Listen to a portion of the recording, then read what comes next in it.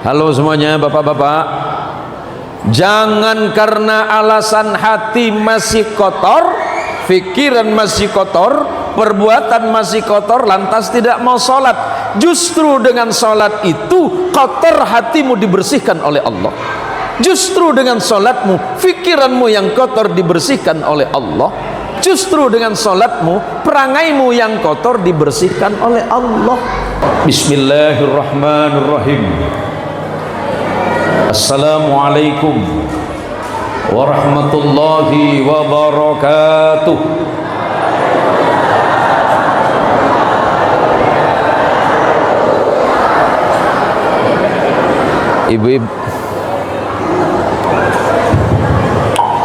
Ibu-ibu sekalian, mengucapkan salam hukumnya, sunnah. Udah salah kenceng lagi. Mengucapkan salam hukumnya sunnah, tapi menjawabnya adalah wajib. Di dalam salam itu ada 3 doa. Doa yang pertama, saya doakan mudah-mudahan yang hadir malam hari ini diberikan keselamatan dari dunia dan akhirat, amin. Doa yang kedua di dalam salam, saya doakan yang hadir malam hari ini semoga Allah turunkan rahmat dalam kehidupan dan kematiannya, amin. Dan doa yang ketiga di dalam salam, saya doakan mudah-mudahan hidupnya barokah, rezekinya barokah, ilmunya barokah, jabatannya barokah, dan semuanya dalam keberkahan Allah Subhanahu wa ta'ala. Tapi bagi ibu-ibu yang tidak mau menjawab doa dan salam saya doakan pulang dari pengajian ini suaminya kawin lagi, amin. Susah bener jawab salam ini. Yuk jawab salam biar selamat dunia akhirat. Assalamualaikum warahmatullahi wabarakatuh.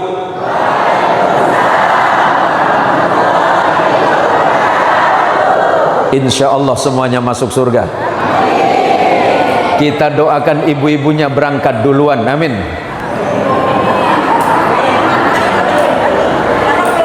Ada yang salah? Ada yang salah?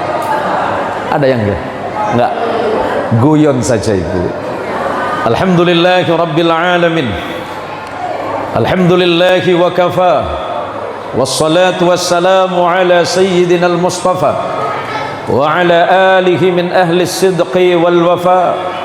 Allahumma salli wa sallim wa barik ala sayyidina Muhammad. Allahumma salli ala sayyidina Muhammad. Allahumma salli wa sallim wa barik ala sayyidina Muhammad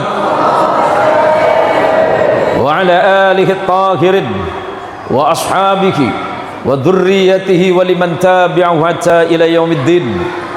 Raditu billahi rabba wa bil islami dina wa bi Muhammadin nabiyyan wa rasula. Yang dirahmati Allah, para alim, para ulama, para kiai, para imam dan takmir masjid seluruh kecamatan Nangamahap, terkhusus kepada sahibul wilayah, kepala Kementerian Agama Kabupaten Sekadau, yang alhamdulillah beliau hadir bersama kita. Dan saya juga sangat senang datang ke tempat ini, walaupun perjalanannya Masya Allah lebih banyak istighfar daripada bahagianya. Allahumma sholli ala Muhammad. Sahabat-sahabat Kasubag, kemudian Kasih bin Mas, Forkopincam, Bapak Camat yang hadir malam ini. Mana Pak Camat? Nggih, Pak Camat bawa amplop enggak? Bawa amplop enggak? Ada. Oke. Pak Dan Ramil ada yang mewakili, Pak Kapolsek ada yang mewakili, teman-teman PHBI atau pengurus atau panitia Hari Besar Islam, Ketua Majelis Ulama Indonesia Kecamatan Nangamahap, para hadirin ibu-ibu dan bapak-bapak sekalian yang dirahmati Allah. Kita hadir malam ini karena izin Allah. Walaupun kita sehat, Walaupun kita diberikan sempat, tapi kalau Allah tidak melembutkan hati kita, tidak mungkin kita bisa duduk bersama-sama. Walaupun kita diberikan kekuatan, walaupun kesempatannya banyak, tapi kalau Allah belum mengizinkan hati ini menjadi hati yang lembut, tidak mungkin kita mau bersama-sama hadir di masjid yang mulia ini. Nih, kita doakan yang baju hitam mudah-mudahan hatinya putih, yang bajunya putih mudah-mudahan hatinya putih. Paham Bu? Paham? Kita hadir kemari karena siapa? Izin Allah. Sudah paham Bu? Paham? Bapak-bapak paham? Paham ya? Karena sudah paham, wabillahi taufik wal hidayah. Kan sudah paham, mau apa lagi? Gini. Saya tadi dikasih hadiah sama Kasubag. Kasubag ya? Kasubag Kementerian Agama, maksudnya Kementerian Agama Kabupaten Sekadau. Saya dikasih cincin ini barusan Pak. Baru saya pakai 5 menit langsung ditawar 5 miliar. 5 miliar. Tapi maaf, bukan ininya yang ditawar 5 miliar, bukan cincinnya yang ditawar 5 miliar, tapi sama jarinya 2. Ya saya tolak. Guyon ibu biar nggak ngantukin. Izin. Saya ceramah pakai bahasa apa ini? Bahasa Indonesia saja ya. Bahasa Jepang. Nanti tak campur-campur mawon. Niki tiang teng mriki kathah tiang Jawi nggih. Wonten nggih? Wonten nggih. Yang Sunda ada. Yang dari Sunda ada. Orang Sunda ada? Nggak ada ya? Ada. Yang orang Sunda mana? Tunjuk tangan. Ayat tuh orang Sunda ayat tuh. Tuh ayat. Madura ada. Ada. Yang mana yang Madura? Madura mana? Iya, tak campur-campur mawon. Bu. Ibu. Milih hidup bahagia atau susah? Pilih miskin apa kaya? Pilih miskin apa kaya? Pilih kaya apa miskin? Mata duitan semua ini. Kalau manusia disuruh milih, pasti semuanya menginginkan kata bahagia. Hingga kadangkala kita beranggapan bahwa bahagia itu bisa didapat dengan banyaknya harta. Banyak ketika orang mencari bahagia mengira bahwa bahagia itu hanya dengan jabatan. Padahal belum tentu ketika dia kaya dia bahagia. Yang punya jabatan paling tinggi sekalipun belum tentu dia termasuk orang yang paling bahagia. Sebab kadang-kadang ketika miskin kita paling bahagia karena sedikit urusan dan masalah, dan ketika kaya malah dia menjadi orang paling sibuk dan paling sulit hingga kemudian susah menemukan bahagia. Kebahagiaan itu lahir bukan dari tumpukan harta. Kebahagiaan itu lahir bukan karena kita punya rumah seperti istana, tetapi kebahagiaan itu lahir karena hati yang senantiasa bersyukur kepada Allah Subhanahu wa Ta'ala dan merasa cukup atas nikmat yang ada hari ini. Kalau disuruh memilih, pasti memilih banyak. Kalau boleh memilih, apakah jadi karyawan atau direktur, pasti dia akan memilih direktur. Ketika dia disuruh memilih, apakah akan memilih jadi orang miskin atau orang kaya, pasti semuanya akan menjawab sama, saya pengen menjadi orang kaya.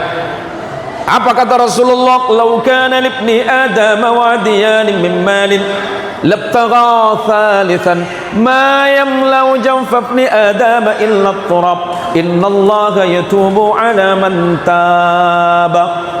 Kalau manusia itu dikasih harta 2 lembah, 2 kecamatan, 2 kabupaten, 2 provinsi, bahkan 2 negara, apakah manusia itu cukup dengan harta itu?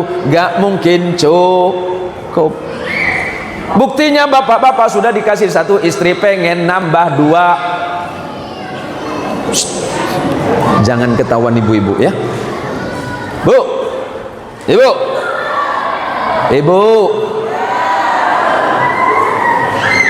kata kuncinya 1. Wa ibadur rahmanil ladzina yamshuna 'alal ardi hauna wa idza khatabahumul jahiluna qalu salama walladzina yabituna lirabbihim sujjadan wa qiyama. Orang yang hatinya lemah lembut, hatinya yang bahagia, hatinya yang tidak pernah merasa kekurangan, hatinya yang selalu cukup atas nikmat. Siapa itu? Kepala Kementerian Agama yang merasa cukup atas nikmat Allah. Itu siapa? Ketua PHBI Pak Dasim.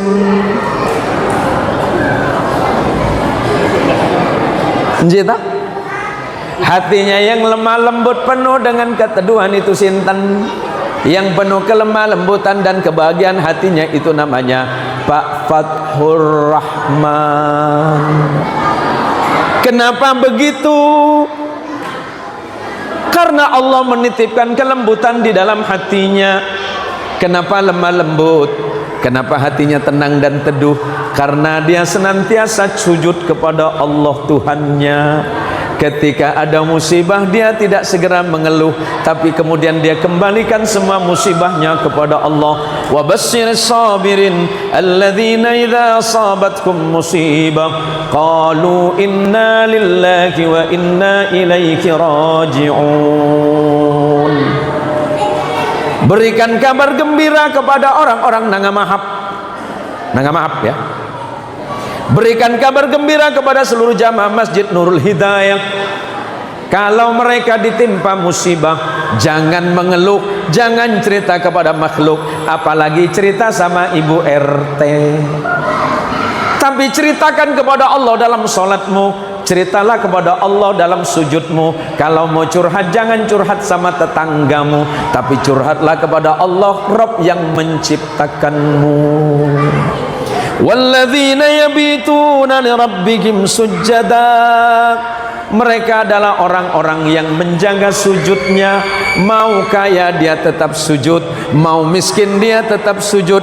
Ketika menjadi karyawan biasa dia tetap sujud. Ketika jadi pimpinan Kementerian Agama Kabupaten Sekadau malah sujudnya nambah. Ketika jadi camat tetap sujud. Nanti tiba-tiba ujuk-ujuk jadi bupati. Jangan gara-gara jadi bupati Pak Camat jadi lupa sujud. Mas Kumis, nggih, samping Pak Camat.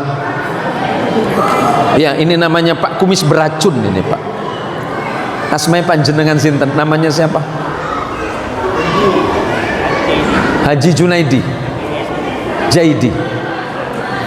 Haji Jaidi waktu dulu miskin senang datang ke masjid. Haji Jaidi masih susah cari rezeki, dia senang sholat. Haji Jaidi sebelum jadi pengusaha senang datang ke masjid. Jam 2 subuh sebelum orang lain terbangun dia datang ke masjid. Tapi kemudian Allah kabulkan doanya. Ketika dia berdoa kepada Allah, ya Allah, saya sudah capek jadi orang miskin, saya sudah capek jadi orang kaya, berikan saya jadi orang yang serba hebat. Allah menerima doamu. Tapi apakah ketika Mas Jaidi jadi orang kaya, sujudnya masih tetap istiqamah? Apakah sujudnya berubah gara-gara engkau menjadi orang kaya? Itu pertanyaan, Pak. Banyak orang itu dekat kepada Allah di saat dia susah. Tapi ketika kaya, apakah ada jaminan dia masih akan sujud kepada Allah? Kenapa sujud?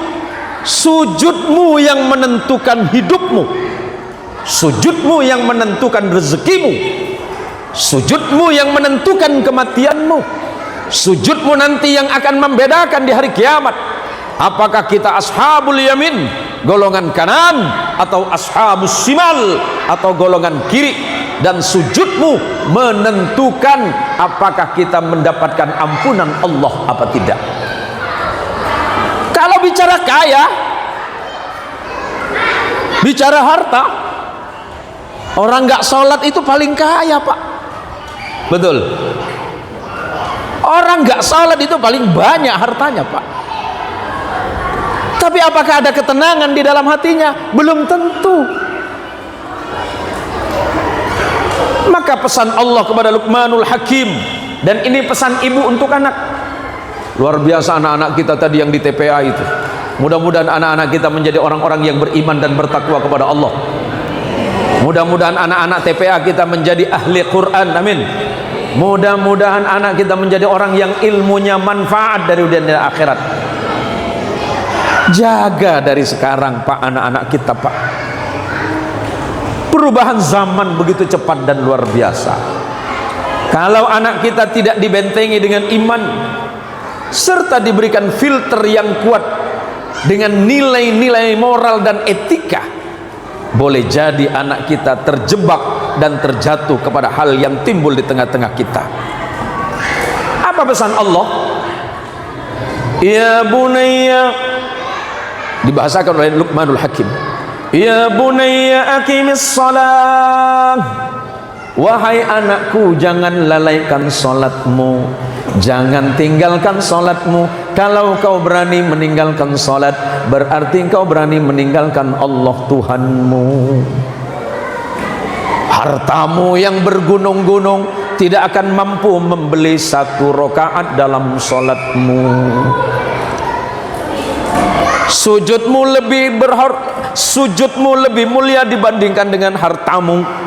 Sujudmu lebih mulia di hadapan Allah dibandingkan dengan jabatanmu, Pak Kapolsek.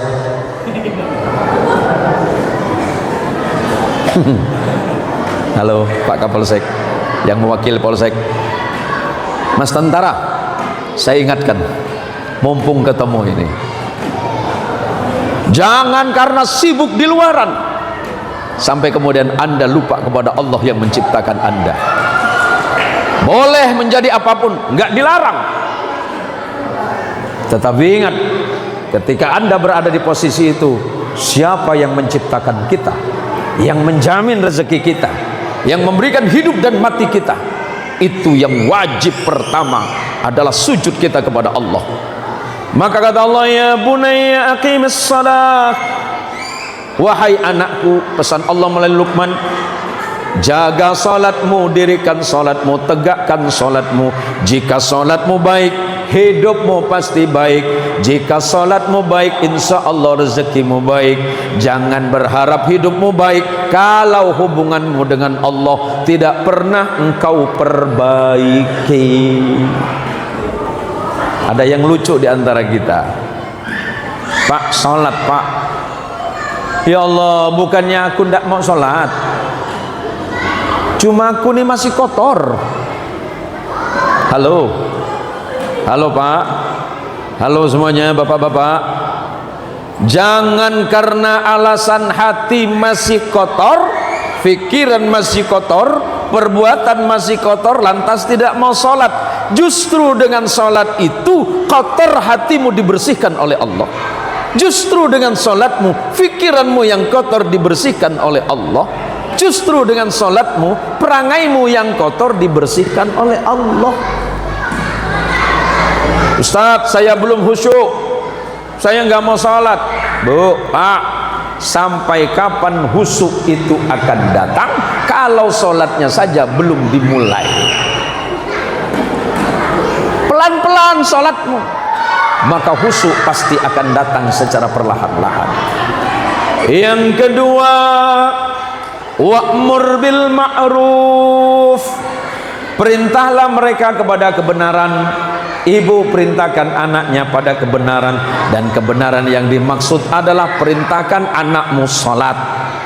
Suami perintahkan istri salat, ayah perintahkan anak-anaknya salat, imam masjid mengingatkan jamaahnya salat. Kita semuanya punya kewajiban yang sama untuk mengingatkan betapa salat itu sangat penting. aqrabu ma yakunul abdu min rabbihi wa huwa sajidun, kata Nabi, saat yang paling tepat, yang paling dekat antara seorang hamba dengan Allah Tuhannya, yakni pada waktu sujudnya.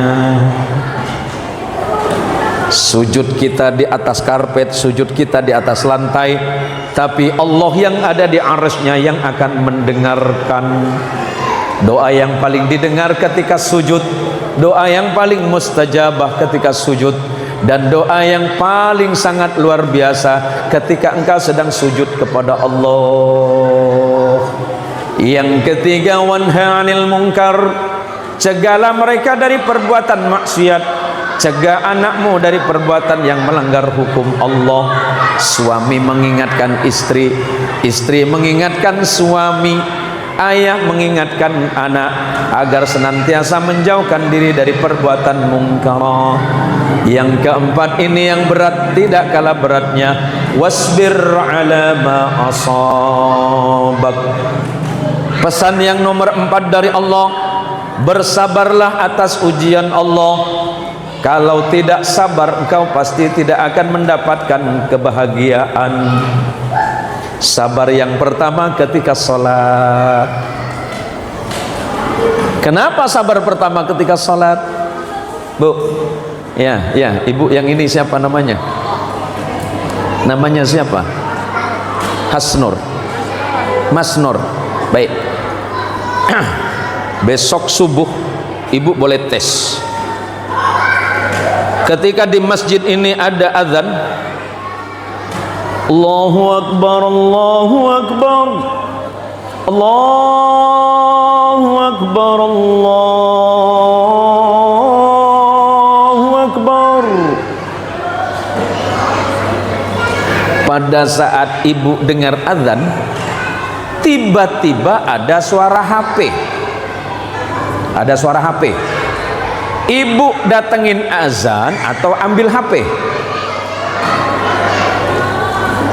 Datengin azan atau ambil HP? Lemak mana sedang datengin azan gitu. Ayo, kepala kemenak. Tiba-tiba besok subuh di masjid, as-salatu khairum minan naum, as-salatu khairum minan naum.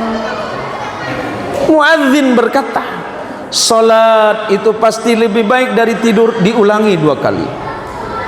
Dan Pak Kemenak datang ke masjid. Pas mau masuk masjid, tiba-tiba ada yang nelpon beliau. Assalamualaikum Pak Kemenak. Waalaikumsalam. Iya Pak, begini Pak, saya sudah janji sama Bapak, pagi ini mau menyerahkan uang 10 miliar.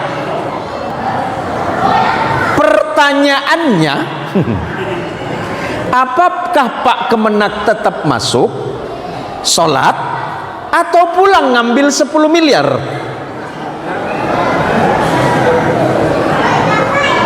Sholat. Sholat dulu baru ngambil uang. Bukan begitu ceritanya.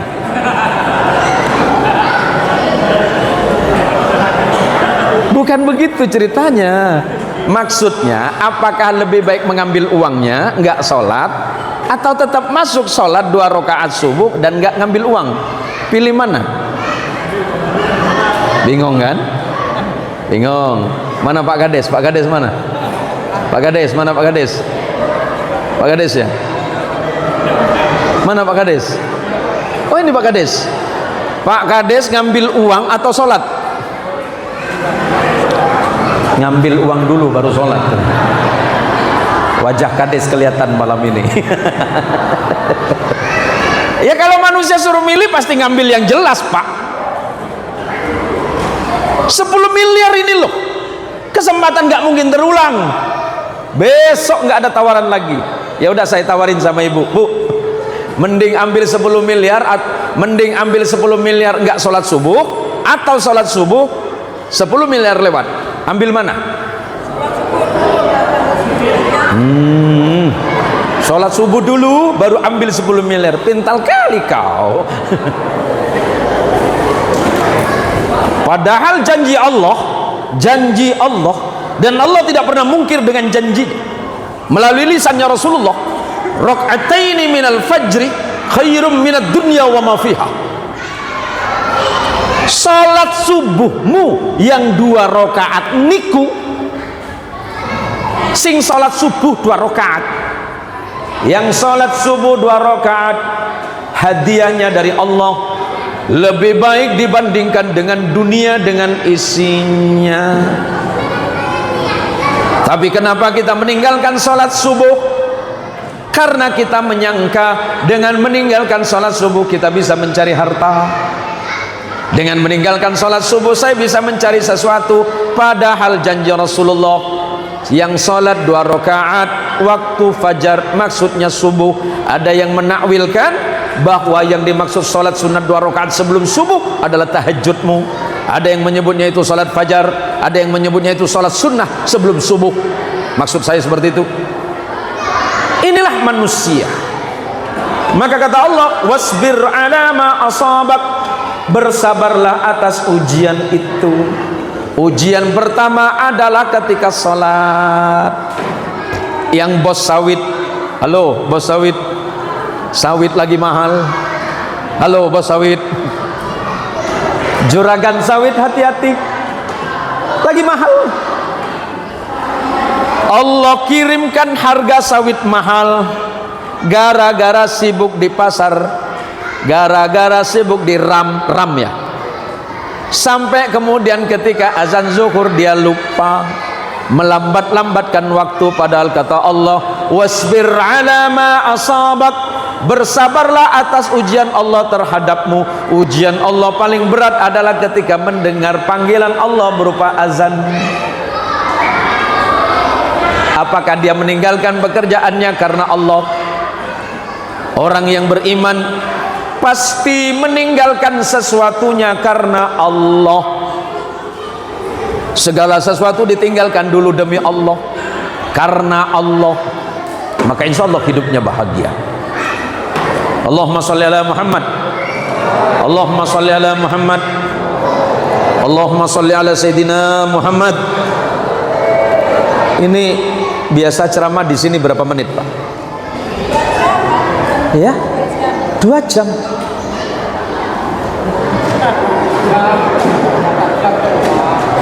Satu jam,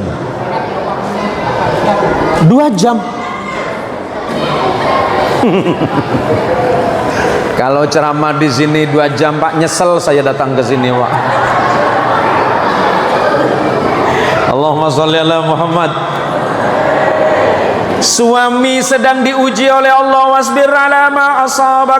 Wahai suami-suami yang baik, sabarlah atas ujian Allah. Apakah ketika engkau diberikan ujian itu, ujian paling berat bagi suami itu adalah istrimu? Suami diuji dengan istri. Halo Pak, Bapak, Bapak berani nggak sama istri? Berani? Jawabannya kurang meyakinkan ini. Ibu, suami takut nggak sama ibu? Pak, Bapak jangan aneh. Kalau istri Bapak itu biasanya suka sedikit membangkang. Jangankan Bapak sebagai suami, Allah yang menciptakan alis buat ibu-ibu suka dilawan, Pak. Allah kirimkan alis baik-baik. Halo, alisnya sudah bagus, dicabut, Pak, diganti model cicak. Bulu mata bagus-bagus dikirim sama Allah, dicabutin, diganti sama yang palsu, namanya bulu mata anti badai. Coba, hidung sudah bagus-bagus dibawa ke Korea, Pak, ganti plastik ember. Coba, Bu, kita ini diciptakan Allah dalam versi terbaik. Merawat kecantikan gak dilarang, tetapi mengurangi dan menambah secara hukum dilarang. Ada orang merasa tidak percaya diri, hidungnya ditambah, dioperasi. Haram. Kecuali operasinya karena penyakit atau sakit. Biar dengar yang di luar sana. Merawat kecantikanmu bukan untuk orang lain, tapi untuk suamimu. Dengerin, ibu,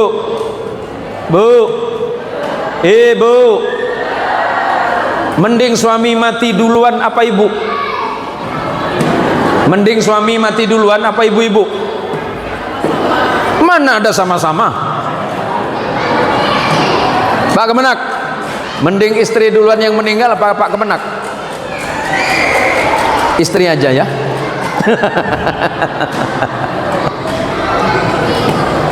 Ya, istri diuji dengan suami. Ujian Allah itu banyak modelnya.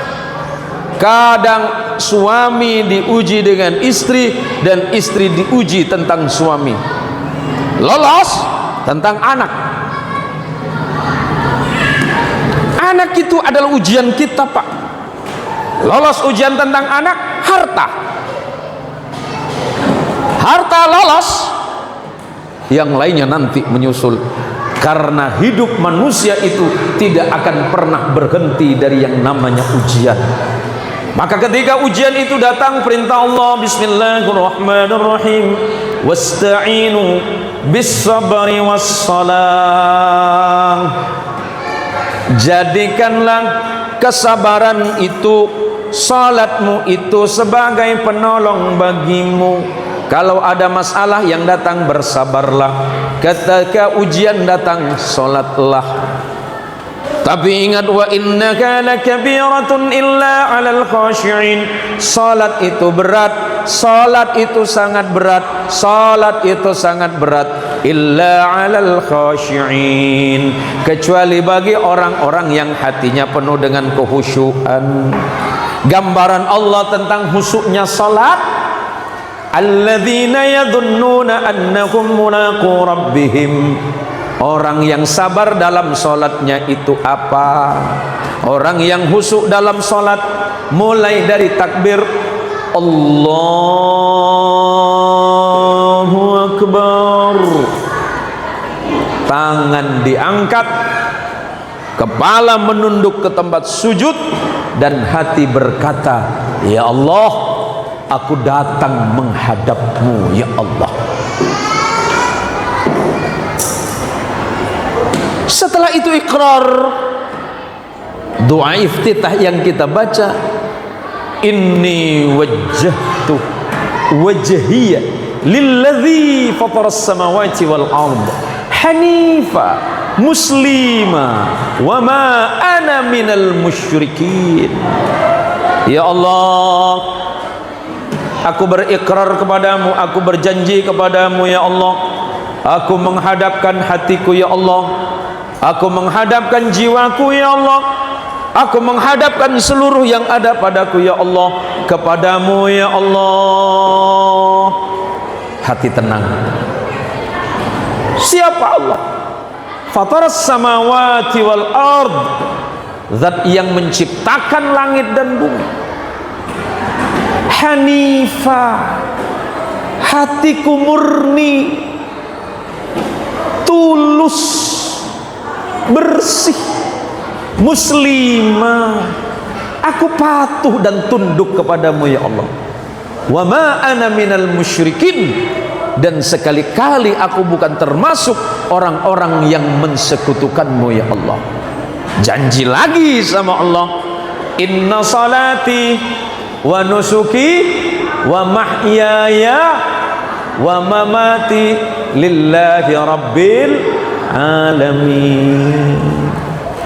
Kita berkata lagi kepada Allah, ya Allah, sesungguhnya salatku, ya Allah, wa nusuki, dan amal perbuatanku, wa mahyaya, hidupku, ya Allah, wa mamati, dan kematianku kelak, lillahi rabbil alamin, hanya milikmu semata, ya Allah, zat yang maha menguasai seluruh semesta ini. La syarika lahu, Tidak ada sekutu bagimu ya. Dunia ini kecil ya. Semesta ini kecil ya Allah. Tidak ada yang mampu menandingi kehebatan dan kekuasaanmu, maka tidak mungkin aku mensekutukanmu ya Allah. Wa bidzalika umirtu, dan oleh karena perkara ini ya Allah, maka aku datang, aku menjadi orang-orang yang muslim, menjadi orang yang iman dan percaya kepadamu.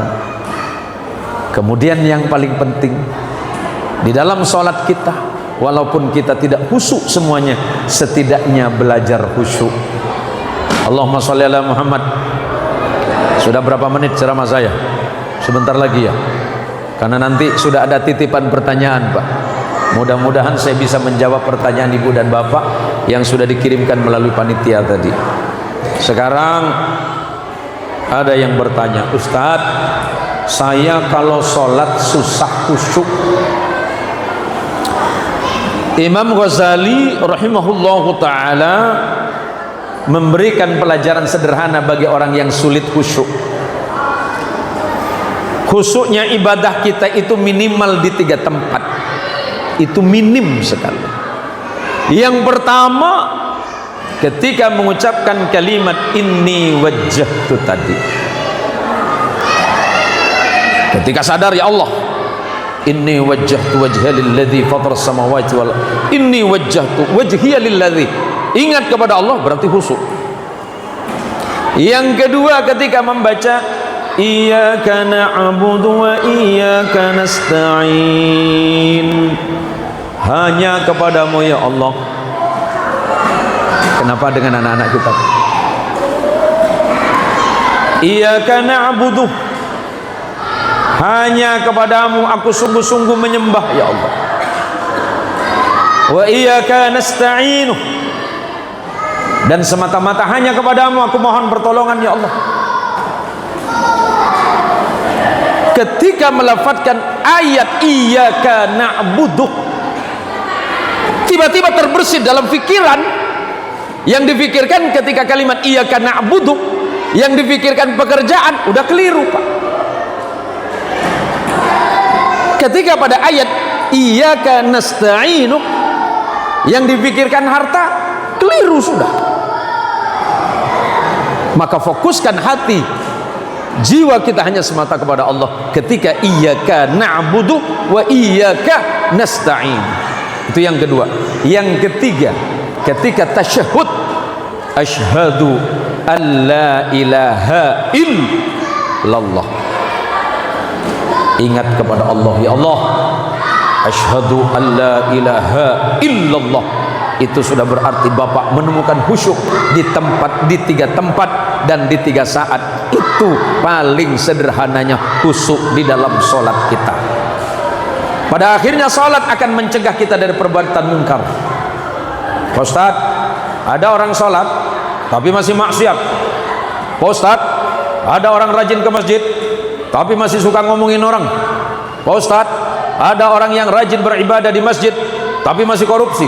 Pak Ustaz, ada orang yang senang ibadah di masjid tapi masih suka fitnah dan menggunjing. Apakah tidak lebih baik dia tidak salat? Tetap salat. Tetaplah salat sampai perbuatan maksiat ditinggalkan. Tetaplah salat walaupun mungkin lidah masih belum bisa kita tahan dari membicarakan keburukan orang. Pada akhirnya salat akan membentuk kita. Tuh, jadikan semangat Isra Mi'raj sebagai motivasi untuk terus berhijrah menuju pribadi yang lebih baik dan lebih taat kepada Sang Pencipta Allah Azza wa Jalla wa Ala. Sekarang sudah tanggal 8 bulan Rajab, bulan Sya'ban. Tanggal 7 masuk tanggal 8. Berarti insya Allah 22 hari ke depan kita akan bertemu dengan bulan Ramadan. Semoga kita dipanjangkan umur oleh Allah, dapat melaksanakan puasa Ramadan sebaik-baiknya, penuh dengan khusyuk, penuh khidmat, dan meninggalkan perkara dunia yang tidak perlu. Jangan terlalu sibuk dengan duniamu. Duniamu akan kau tinggalkan. Sebanyak apapun hartamu, dia tidak akan berguna kalau tidak dimanfaatkan kepada jalan Allah. Pergunakan jabatanmu semata-mata untuk kebaikan di jalan Allah, setinggi apapun pangkatmu kelak. Tetapi engkau melupakan Allah Tuhanmu, maka Allah pasti tidak akan pernah mengingatmu. Oleh karenanya, momentum Ramadan yang sebentar lagi akan bertemu dengan kita, betapa indahnya orang yang bertemu dengan Ramadan, betapa nikmatnya Ramadan. Yuk kita tinggalkan sesuatu yang tidak manfaat. Amwaluna lidawil mirathi najma'uha, harta yang kita kumpulkan, mati kita, esok lusa, bulan depan, tahun depan kita mati, harta yang berlimpah akhirnya akan jadi rebutan anak keturunan. Adwaruna li kharbid dahri nabniha, rumah yang megah, istana yang kita bangun dengan bersusah payah, pada akhirnya waktu yang akan menghancurkannya. Jika harta akan habis, istana akan runtuh, kejayaan akan hilang dan selesai. Semuanya ada waktunya. Sebelum itu terjadi, kembalilah semuanya kepada Allah. Irji' ilallahi wa da' ghairahu, kembalilah semuanya kepada agama Allah, tinggalkan yang lain.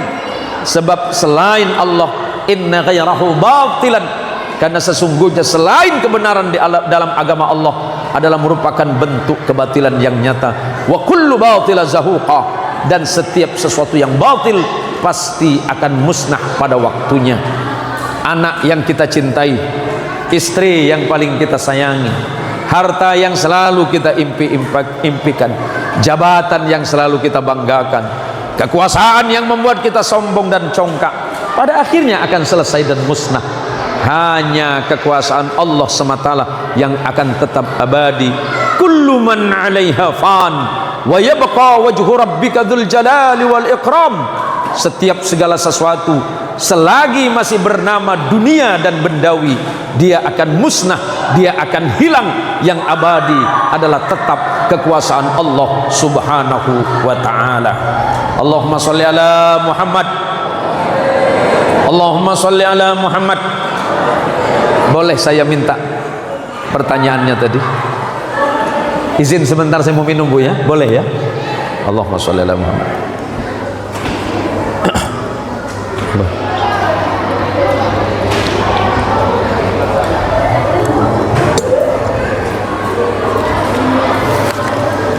Terima kasih Ustadz Fathul Anam.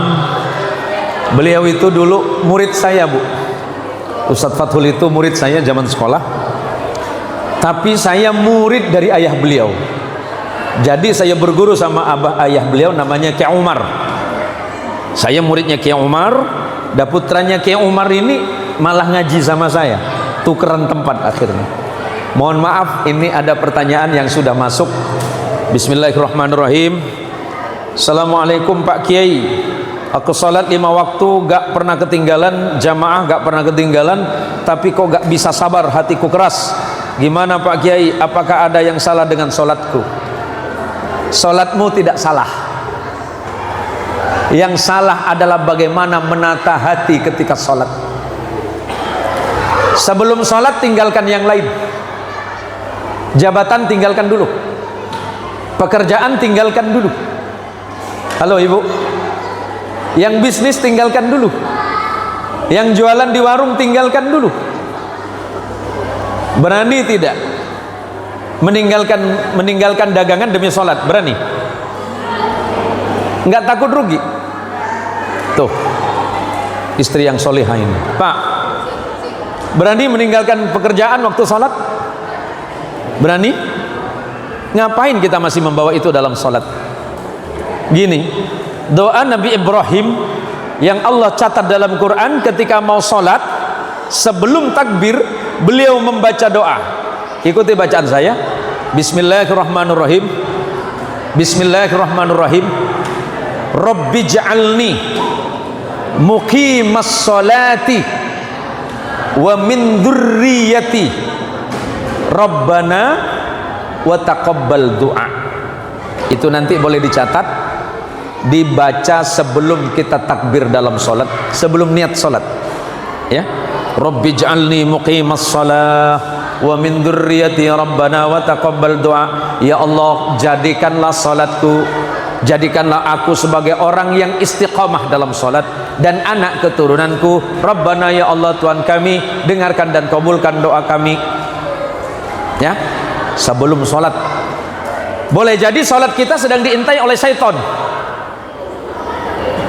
Maka sebagian ulama mengatakan, mengajarkan kepada kita sebelum salat berdiri nih, berdiri, baca muawwidhataini, Qul a'udzu birabbil falaq min syarri ma khalaq wa min syarri ghasiqin idza waqab wa min syarri naffatsati fil 'uqad wa min syarri hasidin idza hasad, sama An-Nas satu kali. Baru kemudian Rabbi ij'alni muqimas shalah wa min dzurriyyati rabbana wa taqabbal du'a. Allahu Akbar. Ketika mengucapkan lafaz Allahu Akbar, tangan diangkat, kepala ditundukkan, hati yang berbicara. Hilangkan kesombongan dalam hati karena kita sedang menghadap Allah. Faham? Insyaallah hatinya perlahan-lahan akan menjadi lebih baik. Amin.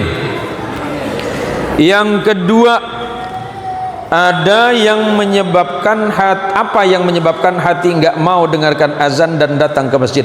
Karena masih ada maksiat, masih ada kerasnya hati. Kerasnya hati itu ditimbulkan salah satunya adalah oleh makanan haram. Jelas ya? Man akala luqmatan minal haram lam tuqbal salatuhu hatta 40 yawman. Barang siapa yang memakan satu suap, tahu satu suap? Nah, siapapun yang memakan makanan satu suap dari barang haram, sholatnya 40 hari 40 malam ditolak oleh Allah. Mau sholat, ingat apa yang dikerjakan tadi. Apakah ada perkara yang haram apa tidak? Kalau ada makanan haram, segeralah beristighfar dan bertaubat kepada Allah. Sebab boleh jadi itu menjadi penghalang khusyuknya hati kita menghadap Allah. Karena ada yang menghalangi. Apa yang menghalangi? Barang haram. Barang haram itu menghalangi antara kita dengan Allah, jaraknya sama dengan ujung timur dan ujung barat. Hati-hati dengan perkara haram. Paham? Sudah paham ya? Baik, kita lanjut. Yang ketiga, mengapa salat menjadi satu-satunya perintah yang dijemput langsung ke langit? Subhanallah, pertanyaan yang sangat indah. Ketika Allah memerintahkan puasa, ya ayyuhalladzina amanu kutiba alaikumus syiyam kama kutiba alal ladzina min qablikum la'allakum tattaqun. Ketika Allah perintahkan zakat, khudh min amwalikum shadaqatan tutahhiruhum biha ila akhiril ayah. Ketika Allah memerintahkan zikir, ketika Allah memerintahkan zikir, Allah hanya menurunkan ayat wadhkurullaha dzikran katsira. Tetapi ketika Allah memerintahkan salat, Nabi kita Muhammad sallallahu alaihi wasallam dipanggil oleh Allah untuk menghadap dari Masjidil Haram di Makkah menuju Masjidil Aqsa Palestina, jaraknya kurang lebih 1300 km. Di Masjidil Aqsa Rasulullah sholat pertama kali, dan itu adalah sholat pertamanya Nabi. Yang menjadi makmum siapa? 124.000 Nabi dan Rasul, dan ribuan malaikat-malaikat yang menjadi makmumnya Nabi. Kenapa salat menjadi istimewa? Karena itu pertemuan khusus antara Rasulullah sallallahu alaihi wasallam kepada Allah azza wa jalla. Berapa menit lagi waktu saya ini, Pak? Saya hanya mau menghabiskan pertanyaan saja. Berapa menit lagi waktu saya? Berapa menit lagi? Pak Ustaz Fatul, berapa menit lagi? Sejam lagi. Nggak usah lama-lama. Saya belum selesai makan durian tadi, Pak. Nih. Pertemuannya Rasulullah dengan Allah itu masih kita baca, Pak, dalam sholat. Dan itu hati-hati, Pak. Kapan? Ketika tahiyat. Rasulullah naik dari langit pertama, langit ketujuh, kemudian ke Sidratul Muntaha. Jibril meninggalkan Nabi. Ya Muhammad, aku hanya bisa mengantarmu sampai di sini ya Muhammad. Kenapa ya Jibril? Silakan engkau menghadap sendiri kepada Allah. karena salat adalah ibadah yang paling rahasia dan paling spesial antara kita dengan Allah. Makanya Jibril tidak mau mendampingi Nabi, karena kata Jibril, selangkah aku keluar dari Sidratul Muntaha, aku akan hancur ya Muhammad. Padahal dijelaskan dalam beberapa kitab, malaikat Jibril salah satu malaikat yang paling gagah. Sayapnya Jibril itu ada 200. Satu sayap antar timur dan barat, 200 sayap. Tetapi Jibril menolak ketika diajak menghadap kepada Allah, ketika Rasulullah menghadap di Mustawa. Sampai di sana Rasulullah mengucapkan salam, dan itu kita baca dalam salat. At-tahiyyatul mubarakatus salawatut thayyibatu lillah. Itu ucapan Nabi, salam penghormatan Nabi ketika menghadap kepada Allah Subhanahu wa taala. At-tahiyyatul mubarakatus salawatut thayyibatu lillah. Salam kemuliaan dan keagungan adalah semata-mata milikmu ya Allah. Allah menjawab kepada Rasulullah, assalamu alayka ayyuhan nabiyyu wa rahmatullahi wa barakatuh. Salam kemuliaan dan kesejahteraan bagimu ya Nabi, ayyuhan nabi wa rahmatullah, serta rahmat Allah dan keberkahan bagimu. Nabi tidak mau sendiri, Pak. Nabi ingat kita. Nabi melanjutkan, assalamu alaina wa ala ibadillahis salihin. Itu ucapan Nabi ketika menghadap kepada Allah. Maka perintah salat itu menjadi perintah yang sangat spesial, super spesial. Kemudian pertanyaan berikutnya, nah ini nggak bisa baca saya ini, tak nampak tulisannya ini. Apa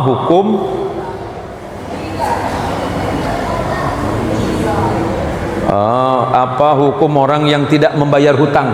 Siapa yang nanya ini? Angkat tangan. Siapa? Ibu-ibu ya? Hutang kreditan ya? Ibu? Ya udah saya jawab Bu ya. Karena biasanya kalau bisa bicara hutang ini ibu-ibu nih biasa. Jadi pertama, hutang duit. Nabi SAW pernah berhutang. Dan beliau itu pernah menggadaikan baju perang. Dan digadaikan kepada orang Yahudi, digadaikan dengan 2 sok. Apa 2 sok? 2 sok kurma, ukurannya beberapa kilo gitu. Tapi Nabi kemudian membayarnya. Orang sebaik apapun amal solihnya, ibadahnya baik, tapi ketika mati dia masih punya hutang, maka amalnya masih digantung sebelum hutangnya dibayar. Ayo, yang punya hutang pecin 5.000, yang punya hutang garam, yang pernah ini ada anggota DPRD enggak? Yang pernah punya hutang janji, sama saja. Karena kaidah usulnya adalah bahwa hutang itu termasuk al-wa'du dainun. Janji itu adalah hutang. Jadi bagaimana kalau orang itu meninggal? Orang meninggal punya hutang, maka sebelum berangkat ke kuburan seharusnya disampaikan, saudara-saudara, Fulan bin Fulan sudah meninggal. Kalau seandainya kemarin ada masalah hutang piutang, sekarang hutangnya ditanggung oleh anak kandungnya yang bernama Fulan, maka hutangnya tidak lagi berlaku kepada yang meninggal, tapi diserahkan kepada ahli waris. Kemudian hutang salat. Pertanyaannya, kenapa dia tidak salat? Apakah karena kondisi uzur yang tidak memungkinkan? Ada kondisi yang tidak memungkinkan. Begini, orang salat itu wajib saking wajib, tidak bisa berdiri duduk, tidak bisa salat berdiri, dia salat duduk, tidak bisa salat duduk, dia salat berbaring menghadap kiblat, tidak bisa salat berbaring menghadap kiblat, dia salat telentang dengan gerakan tangan, tidak bisa salat telentang dengan gerakan tangan, salat dengan gerakan mata. Salat tidak bisa dengan gerakan mata, salat dengan gerakan hati. Kalau nggak bisa salat dengan gerakan hati berarti mati.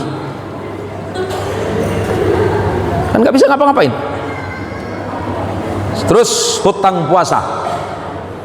Hutang puasa wajib diqadha, diganti. Sama dengan hutang salat, mazhab Hanafi, kalau kita mazhab Syafi'i, di mazhab Hanafi mengganti salat karena uzur yang sangat tidak memungkinkan untuk melakukan salat yang dimaksud tadi, boleh menggantinya di lain waktu. Bermazhab Hanafi, sebagian Syafi'i memperbolehkan itu, tetapi mazhab Hambali tidak memperbolehkan. Kemudian yang berikutnya, puasa tidak tahan sama pasangan. Aduh, ini bapak yang mana yang nanya ini? Bapak yang mana pak? Nih pak. Puasa yang tidak tahan sama pasangan, boleh tidak peluk cium, boleh tidak titik pada siang hari. Istimta artinya bersenang-senang. Ma makna istimta? Bersenang-senang apa ya? Ini masjid ya? Ada anak kecil nggak? Ayah gini. Bu, pokoknya gini aja bu. Kalau bapak siang-siang sudah mulai bermasalah, segera ingatkan, nggak boleh, batal. Kenapa istimta itu? Istimta itu punya batasan pak. Tidak boleh baina surrati warrukbati. Paham? Tidak boleh antara ini dan ini, ya. Kalau sampai terjadi sesuatu, itu bahaya pak, ya. Iya, kalau hanya bilang sama istri, wah cantik sekali kamu, nggak masalah. Bu, ibu, kalau suaminya siang hari Ramadan mulai mesra, tinggalkan dia. Karena khawatir membatalkan puasa. Bukan cuma suami, istri juga bisa batal. Ya, kalau siang hari mulai panggil sayang, itu bahaya sudah. Nah, ya. Kemudian istimta itu hanya sekedar dengan kata-kata biasa, ya enggak masalah. Yang penting jangan sampai mengarah. Enggak boleh ya. Kemudian apa lagi nih?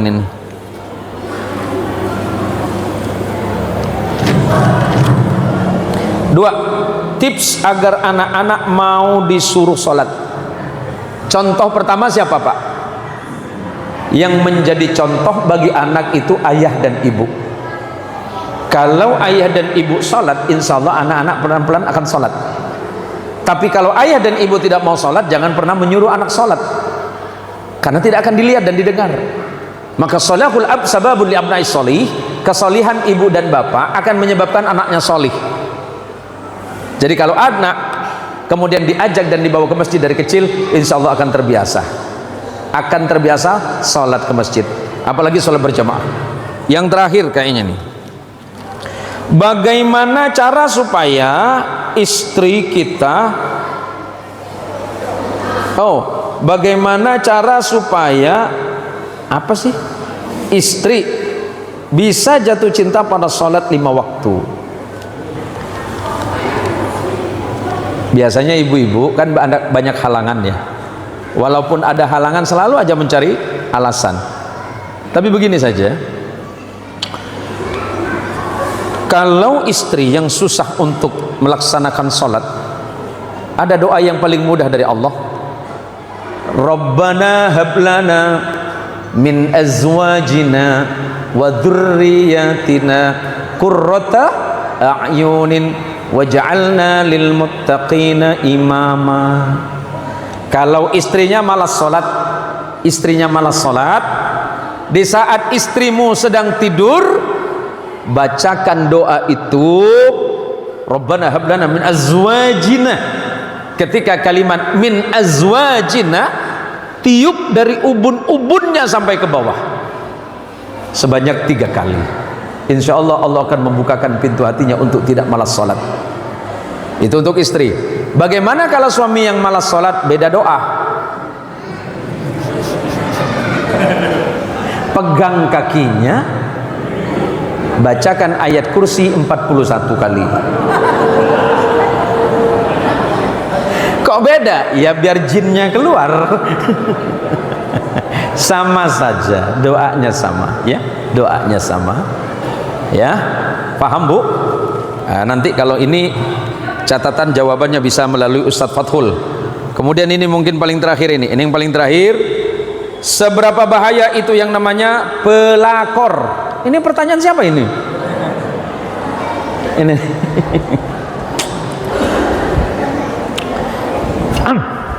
Agak berat jawabnya saya ini.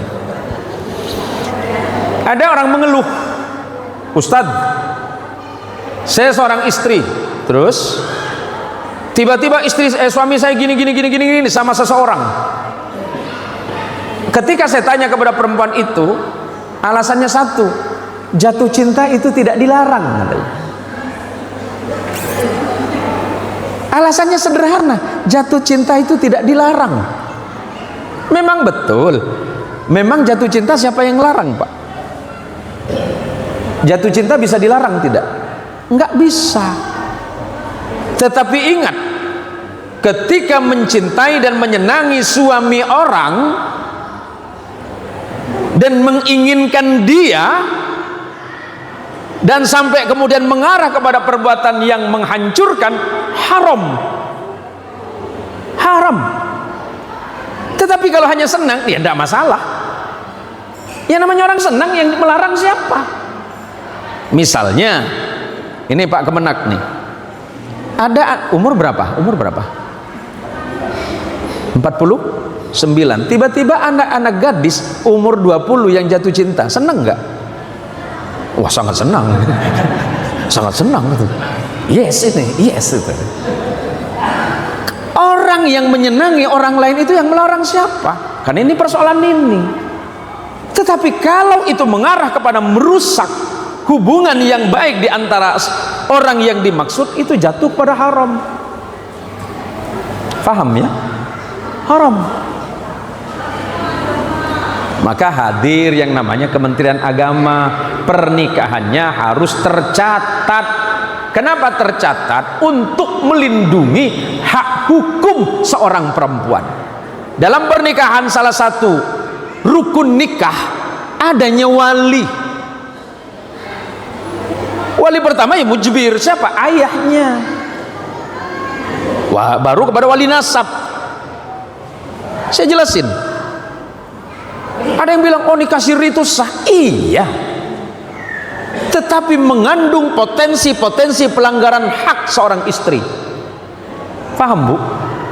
Kalau anaknya mau dinikah siri, tanya dulu kenapa dinikah siri. Ada hak. Makanya hadirnya wali dalam pernikahan yang Nabi menyebutkan, la nikaha illa biwaliyin wa syahidaini adlaini.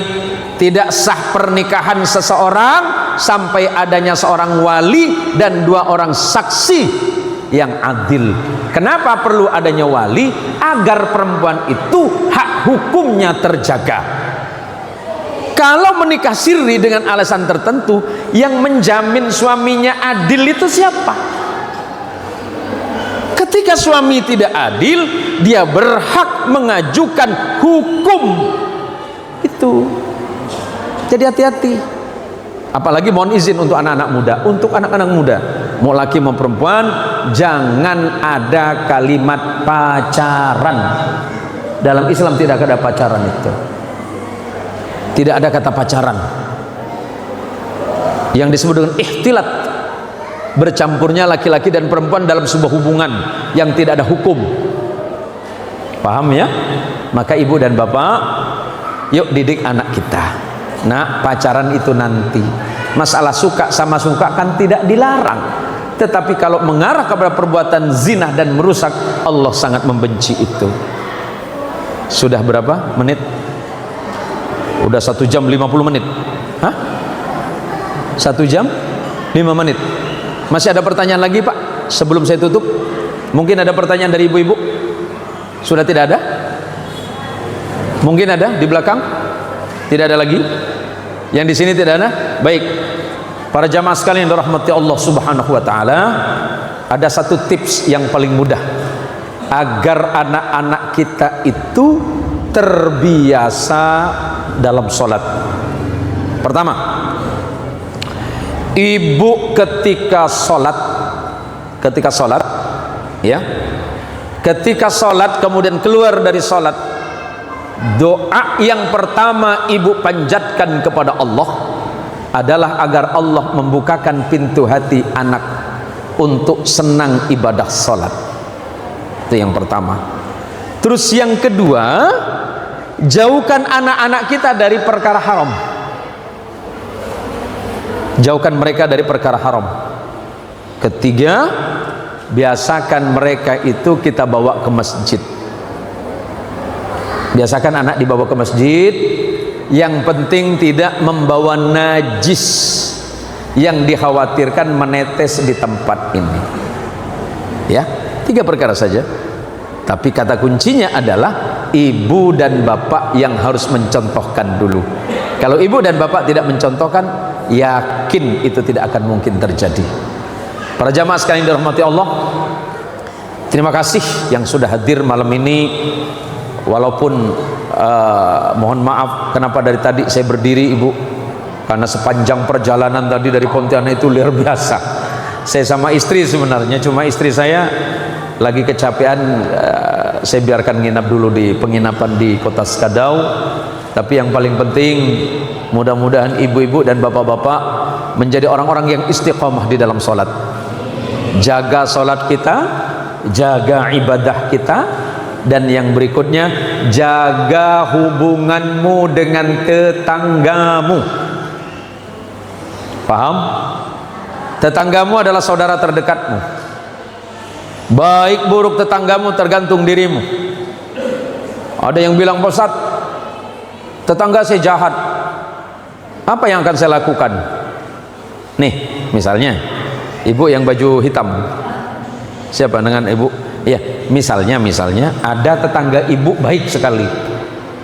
Ada tetangga ibu baik, balasan ibu apa? Ibu balas apa? Baik juga. Bagaimana kalau ibu baik tetapi tetangga ibu jahat? Nggak apa-apa. Yakin? Ibu baik tetapi tetangganya selalu jahat sama ibu. Apa yang ibu lakukan? Balas jahat, balas baik. Baik. Itu kalau sehari. Kalau 1 minggu, tetangga jahat 1 minggu terus menerus, masih baik. Bagaimana kalau 1 tahun? Inilah kesabaran itu penting. Jangan nanti udah, ya Allah, saya sudah 1 tahun bertetangga dengan dia, ya Allah, saya sudah baik, ya Allah, tapi dia balas dengan kejahatan. Tolonglah saya, ya Allah, saya sudah nggak tahan, nggak kuat, ya Allah, tolong ya Allah, mati pelan-pelan, ya Allah. Ingat, jaga tetanggamu, sebab kata Nabi, man amana billahi wal yaumil akhir falyukrim jarahu. Barang siapa yang beriman kepada Allah, beriman kepada hari kiamat, maka muliakan tetanggamu. Tetangga itu siapa? Kanan, kiri, depan, belakang, maksimal 40 keluarga.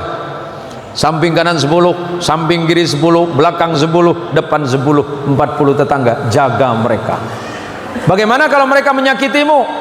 Kembalikan semuanya kepada Allah. Ya Allah, sabarkan hatiku, ikhlaskan hatiku, ya Allah, bahwa kejahatan tidak akan aku balas dengan kejahatan. Ada orang kan memang tipenya beda-beda, yang namanya manusia. Ada orang yang selalu kata orang Melayu, hati berbulu. Tahu hati berbulu? Orang Melayu Pontianak cakap macam ni, oh memang hati dia berbulu. Maksudnya hati berbulu itu tidak pernah melihat orang senang tuh. Selalu ada alasan untuk membenci. Yang dilakukan orang itu kelihatan jahat sama dia. Maka kata Rasulullah sallallahu alaihi wasallam, serahkan perkara ini kepada Allah, mintakan kepada Allah agar tetanggamu diberikan kebaikan hati dan kelembutan hati. Mudah-mudahan pertemuan malam hari ini bukan hanya sekedar pertemuan yang pertama, tapi mudah-mudahan di lain waktu dan kesempatan Allah mempertemukan kita dalam kesempatan yang berbeda. Jaga salat kita, jaga ibadah kita, lebih-lebih di bulan Ramadan, jaga kekompakan salat berjamaah, jaga salat tarawih. Sini berapa rakaat tarawihnya, Pak? Sebelum saya tutup, tarawihnya berapa rakaat? 8 ya. Ada yang 8? Ya, itu persoalan berbeda nanti. Tetapi yang mau saya ingatkan, hati-hati. Jangan kalau jadi imam, jangan terlalu cepat, juga jangan terlalu lambat. Terlalu cepat nanti kehilangan tumakninah dalam sholat. Terlalu lambat jamaah kehilangan kehusyuan. Makanya seperti saya ini, kalau jadi imam di kota saya di Pontianak, sholat tarawih nggak ada ibu-ibu yang nggak mau makmum sama saya. Asal dilihat pengumuman di masjid, tanggal 13 Ramadan atau tanggal 21 Ramadan, Qiyamul Lail dimulai, yang jadi imam Ustadz Zain Muhsin. Oh, ibu-ibu nggak ada yang datang. Alasannya apa? Lama kalau sholat. Dia kalau takbir medam. Tahu medam ya? Apa orang sini cakap medam? Medam. Lama. Orang sini bilang apa? Medam juga. Asal saya takbir, ibu RT di belakang tepuk balik, kata dia. Allahu Akbar. Bubar semua di belakang. Bismillahirrahmanirrahim. Alhamdulillahi Rabbil Alamin, Ar-Rahmanir Rahim, Maliki Yawmiddin, Iyyaka na'budu wa iyyaka nasta'in, اهدنا الصراط المستقيم صراط الذين أنعمت عليهم غير المغضوب عليهم ولا الضالين.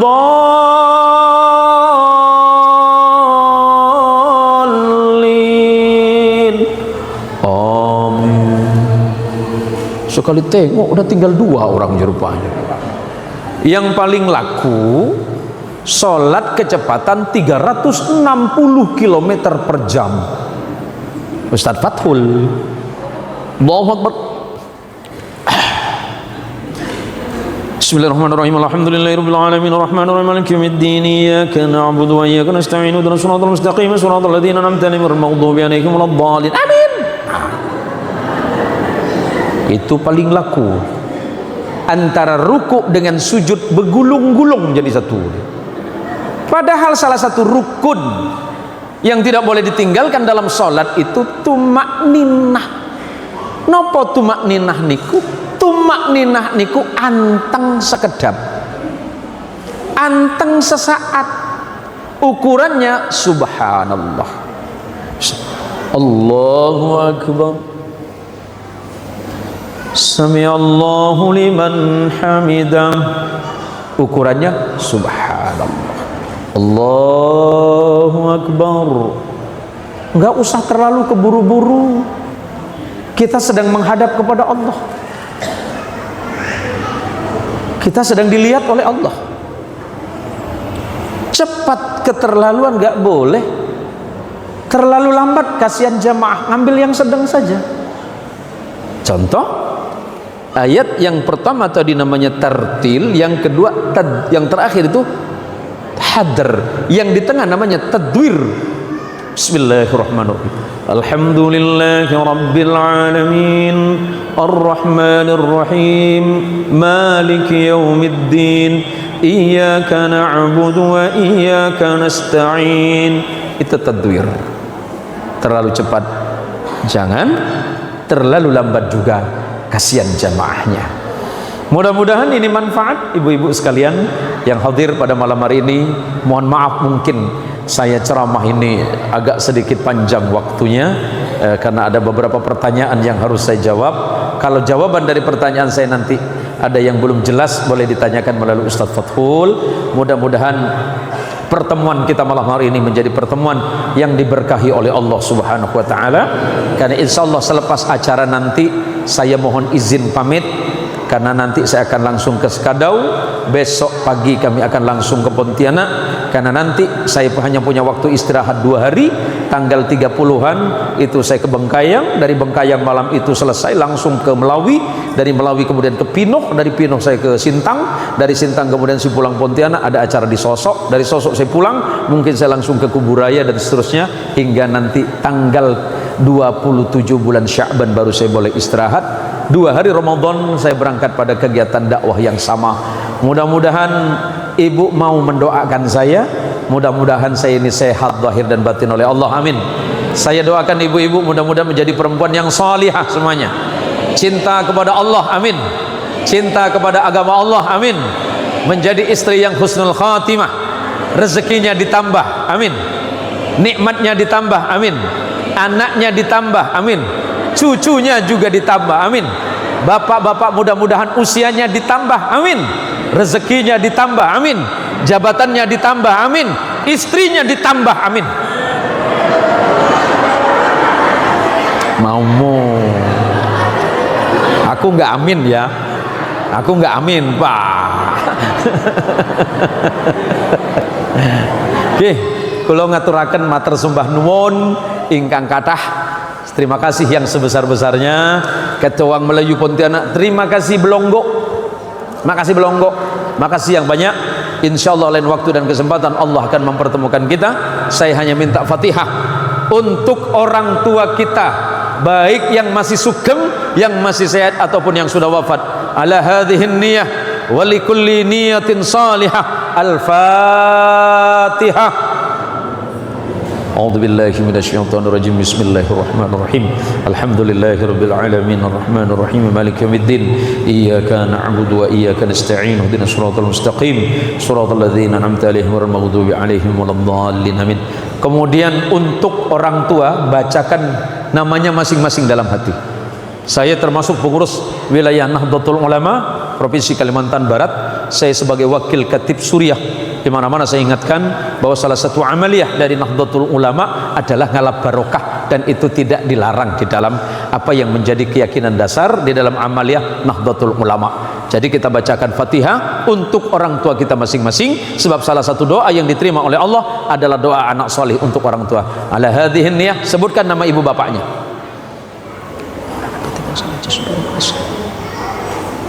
Al-Fatihah. A'udzu billahi minasyaitonir rajim. Bismillahirrahmanirrahim. Alhamdulillahirabbil alamin. Arrahmanir rahim. Maliki yaumiddin. Iyyaka na'budu wa iyyaka nasta'in. Ihdinas shiratal mustaqim. Shiratal ladzina an'amta 'alaihim ghairil maghdubi 'alaihim waladdallin. Amin. Yang terakhir Fatihah untuk anak-anak kita masing-masing. Sebutkan satu persatu namanya.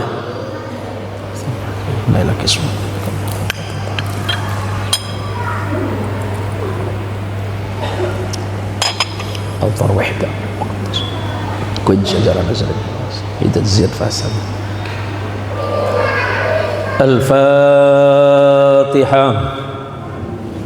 أعوذ بالله من الشيطان الرجيم. بسم الله الرحمن الرحيم. الحمد لله رب العالمين الرحمن الرحيم مالك يوم الدين. إياك نعبد وإياك نستعين. اهدنا الصراط المستقيم صراط الذين أنعمت عليهم غير المغضوب عليهم ولا الضالين. آمين. أعوذ بالله من الشيطان الرجيم. بسم الله الرحمن الرحيم. الحمد لله رب العالمين حمد الشاكرين حمد الناعمين حمدا يوافي نعمه ويكافئ مزيده. اللهم يا الله يا ربنا لك الحمد كما ينبغي لجلال وجهك الكريم ولعظيم سلطانك. اللهم صل وسلم على رسولك ونبيك محمد صلى الله عليه وسلم. اللهم برحمتك الواسعة وبنعمتك العظيمة وبآلائك الجسيمة. اللهم يا الله يا ربنا يا رحيم يا غفور لا يغفر الذنوب إلا أنت يا الله يا رب العالمين. ربنا اغفر لنا ذنوبنا ولوالدينا وارحمهم كما ربونا صغارا. اللهم اغفر لأمهاتنا وآبائنا وأجدادنا وجداتنا ولمشايخنا ولأصولنا وفروعنا وذوي الحقوق علينا أجمعين. اللهم إن هذا الدعاء ومنك الإجابة وإليك الجهد ومنك التقلن يا رب العالمين. اللهم بارك لنا في شعبان وبلغنا رمضان. اللهم بارك لنا في شعبان وبلغنا رمضان واغفر لنا ذنوبنا وتقبل توبتنا واستجب دعانا يا رب العالمين. اللهم إنا نسألك إيمانا دائما ويقينا صادقا وقلبا خاشعا وعلما نافعا وعملا متقبلا لنا ورزقا حلالا طيبا مباركا وذرية صالحة وتجارة لن تبورا وذنبا مغفورا ربنا هب لنا من أزواجنا وذرياتنا قرة أعين واجعلنا للمتقين إماما اللهم إنا نسألك رضاك والجنة ونعوذ بك من سخطك والنار اللهم ارزقنا رزقا حلالا واسعا طيبا مباركا إنك أنت خير الرازقين رب اجعلني مقيم الصلاة رب اجعلني مقيم الصلاة رب اجعلني مقيم الصلاة ومن ذريتي ربنا وتقبل دعاء اللهم إنا نسألك الهدى والتقى والعفاف والغنى اللهم ارحم لأمهاتنا وآبائنا وارزقنا برهم فإن دعوتهم مستجابة اللهم ربنا تقبل منا صلاتنا وركوعنا وسجودنا وقيامنا وقعودنا وتعبدنا وتعشوعنا وتضرعنا وتمم تكثيرنا اللهم ربنا آتنا في الدنيا حسنة وفي الآخرة حسنة وقنا عذاب النار وصل اللهم على رسولك ونبيك محمد صلى الله عليه وسلم والحمد لله رب العالمين الفاتحة إياك نعبد وإياك نستعين Ibu-ibu sekalian dan para jamaah, mungkin nanti ibu mau menyaksikan videonya karena kebetulan kami juga punya channel dakwah.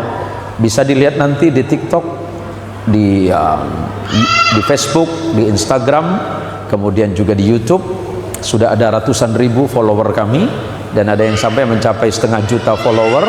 Silakan nanti nama channelnya Zen Muhsin Official. Di situ banyak sekali ceramah-ceramah kami mulai dari beberapa belas tahun yang lalu dan mudah-mudahan itu manfaat untuk semuanya. Terima kasih. Hadanallahu wa iyyakum ajma'in. Kebenaran pasti datangnya dari Allah dan kesalahan karena saya yang bodoh. Wallahul muwaffiq ila aqwamit thoriq. Wassalamualaikum warahmatullahi wabarakatuh.